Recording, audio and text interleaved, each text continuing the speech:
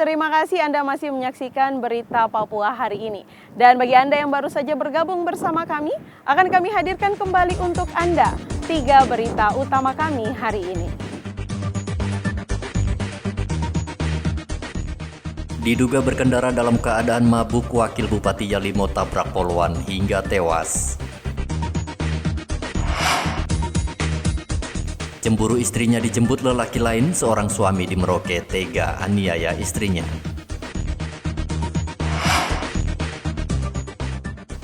Dua pegawai dinyatakan positif COVID-19. Kantor Dinas Perhubungan Mimika ditutup 14 hari.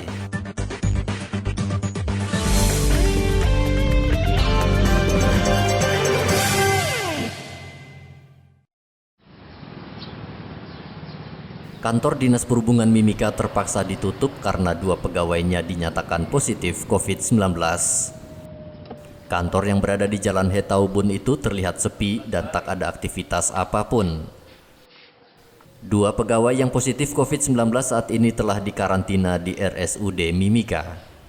Wakil Bupati Mimika Johannes Retop mengatakan ada sejumlah kantor di Mimika yang pegawainya dinyatakan positif COVID-19 dan harus ditutup sementara untuk mencegah penyebaran COVID-19. Yang pasti bahwa mereka semua adalah dalam kondisi sehat sebenarnya. Tetapi supaya tidak menyebabkan penularan yang lebih banyak, tidak membuat kontak tambah banyak, maka mungkin kita himbau supaya mereka tetap kerja di rumah. Tapi jaga betul-betul isolasi dan betul-betul tidak menyebarkan ke orang lain. Tapi saya berharap tetap bekerja, ya. Melayani seperti biasa, walaupun harus melalui virtual, melalui online, apa segala macam dilakukan seperti itu. Wakil Bupati juga meminta seluruh ASN tetap bekerja seperti biasa dari rumah. Data per 16 September, pasien COVID-19 yang masih dirawat berjumlah 234 orang dan dinyatakan sembuh 783 pasien. Igobat Momolin melaporkan dari Mimika, Papua.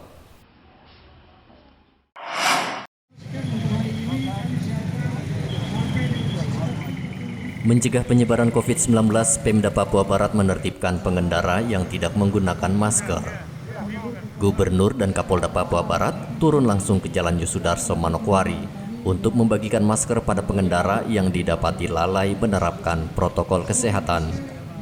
Selain membagikan masker, pengendara yang lalai dalam menerapkan protokol kesehatan diberi peringatan keras oleh Gubernur dan Kapolda.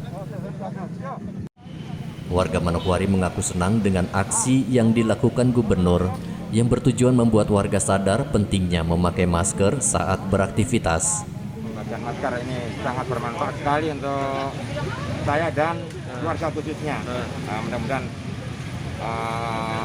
untuk rekan-rekan yang lain mungkin bisa menggunakan masker. Karena bukan untuk orang lain, yang pertama untuk diri kita sendiri, keluarga, terus juga untuk orang lain. Karena seperti itu pemerintah sangat membantu masyarakat untuk semua sehat. Karena dengan adanya memakai masker kita semua terhindar dari COVID. Iya. Jadi kita butuh dari masyarakat sadar akan hal ini. Sementara itu Gubernur mengatakan gerakan pakai masker akan terus digelar seluruh pihak di Manokwari untuk menyadarkan warga yang masih bandel. Kita sadar karena ya ketika satu kena ini kan dampaknya kepada keluarga. Itu misalnya bapak rumah tangga yang kena atau ibu rumah tangga yang kena. Ini kan berarti anak-anak di rumah, satu rumah itu juga bisa saja kena virus ini. Maka itu biasanya kalau satu keluarga atau satu orang kena di dalam keluarga, berarti kita harus semua dalam satu rumah itu harus segera sadar, ternyata datang untuk bisa kita periksa kesehatan. 3.000 masker dibagikan Pemda pada seluruh pengendara yang melintas di Jalan Yosudarso. Warga diminta terus menerapkan protokol kesehatan yang ketat dan disiplin karena kasus COVID-19 di Papua Barat masih tinggi. Edi Musahidin melaporkan dari Manokwari, Papua Barat.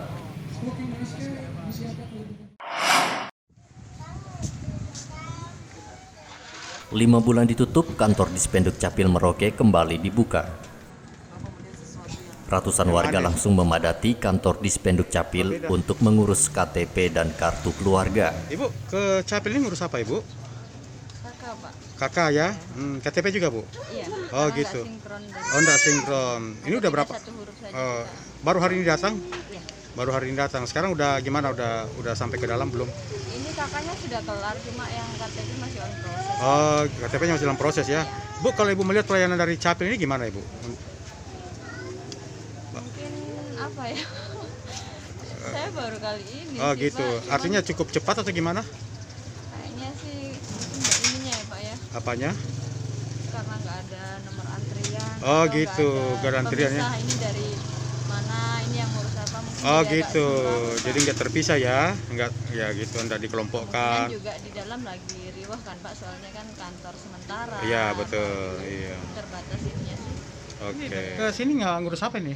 Terus KTP. KTP baru ya? Iya. Oh, baru hari ini apa sudah berapa hari? Baru hari ini. Baru hari ini. Sekarang sudah masuk? Sudah di rekaman. Oh, sudah rekaman. Sudah foto belum? Sudah. Sudah foto juga ya, berarti tinggal ambil ya? Iya, hari Nah. Jumat disuruh ambil. Oh, hari Jumat. Berarti 2 hari lagi ya? Iya. Kalau DPP lihat ini pelayanannya gimana Capil ini? Iya. Cepat, bagaimana gimana? Pelayanannya bagus atau gimana? Bagus ya? Iya, Cepat juga ya? Iya. Oh, iya. Iya. Oh, jadi Bisa iya untuk coba pilkada juga bisa buat ini toh. Apa Oke, urus nanti- lamaran kerja kan bisa. oh KTP gitu. juga, toh. Ya. Oh, gitu ya. Ada bayar tidak? Tidak. Tidak ada ya? Iya, menggunakan fotokopi kakak saja. Kakak ya? Sementara itu, Kepala Dispenduk Capil Merauke Paino mengatakan pihaknya menyediakan 10.000 belangko KTP untuk warga Merauke yang mengurus KTP baru. Dan Januari sampai bulan Juni. Bulan Juni Pak ya? Juni itu habis. Ah, Nah, karena waktu itu memang permintaan banyak karena kaitan dengan bantuan BLT itu. sehingga masyarakat berbondong-bondong urus KTP sehingga waktu itu habis. Kenapa lama gitu? Karena waktu itu kan lockdown. Iya, iya. Nah, kita nggak berani ke Jakarta. Nah, karena kemarin itu persiapan untuk pilkada kita harus pakai KTP. Nah, ya kemarin akhir Agustus, nah, saya beranikan diri ke Jakarta untuk mengambil belangko KTP. Alhamdulillah kita dikasih 10.000 keping KTP dan mulai 2 minggu, hampir 3 minggu yang lalu kita sudah stok sudah ada, masyarakat sudah mengurus KTP-nya sehingga sampai sekarang untuk stok aman. Oh, aman Pak. Untuk perkembangan yang ngurus Pak, warga ada peningkatan? Peningkatan cukup tajam sekali karena memang sekarang semua harus berbasis NIK. Oh, gitu. Semua urusan baik itu BPJS, perbankan, segala macam termasuk bantuan itu harus berbasis NIK sehingga mereka harus mau nggak mau harus punya KTP. Mencegah penyebaran COVID-19, Dispenduk Capil mengatur jarak kursi antrean warga dan mewajibkan warga memakai masker saat mengurus KTP. Muhammad Ridwan melaporkan dari Merauke, Papua.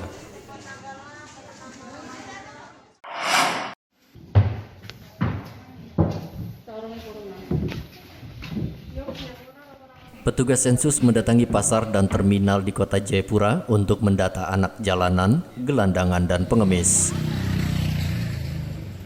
Pendataan digelar malam hari agar memudahkan petugas sensus bertemu dengan kaum tunawisma itu. Kepala BPS Papua Adriana Helena Carolina mengatakan, gelandangan, anak jalanan, dan pengemis juga mempunyai hak untuk disensus. Menjaring anak-anak jalanan atau masyarakat tunawisma dan para ABK di kapal. Tetapi dengan kondisi corona memang kita agak hati-hati untuk ABK di atas kapal dan sesuai dengan konsep pendataan sensus penduduk tahun ini agak berbeda dengan tahun sebelumnya sehingga banyak yang tidak terekam pada pelaksanaan sensus date atau sensus night ini karena konsepnya hanya berlaku untuk yang setahun, tinggal setahun, tapi ternyata ABK 3-6 bulan sudah bisa kembali ke keluarga. Sensus date adalah untuk menjajah orang-orang yang gelandangan, tidak punya rumah, bergerak mobile ke sana kemari, ditangkaplah pada tanggal ini. Nanti akan digabungkan jumlahnya dengan pendataan yang biasa dan itu kita ikat jumlahnya untuk dijadikan patokan stok penduduk untuk proyeksi ke depan. Menanggapi penolakan di sejumlah daerah, Kepala BPS Papua menghimbau warga bersedia menerima petugas sensus yang datang ke setiap rumah. Sensus penduduk berakhir pada 30 September mendatang. Hendra melaporkan dari Kota Jayapura, Papua. Pemirsa, usai sudah perjumpaan kita dalam Berita Papua hari ini. Bersama kru yang bertugas, saya Cynthia Deli mengucapkan terima kasih atas perhatian Anda. Selamat pagi, semangat pagi, Wanyambe.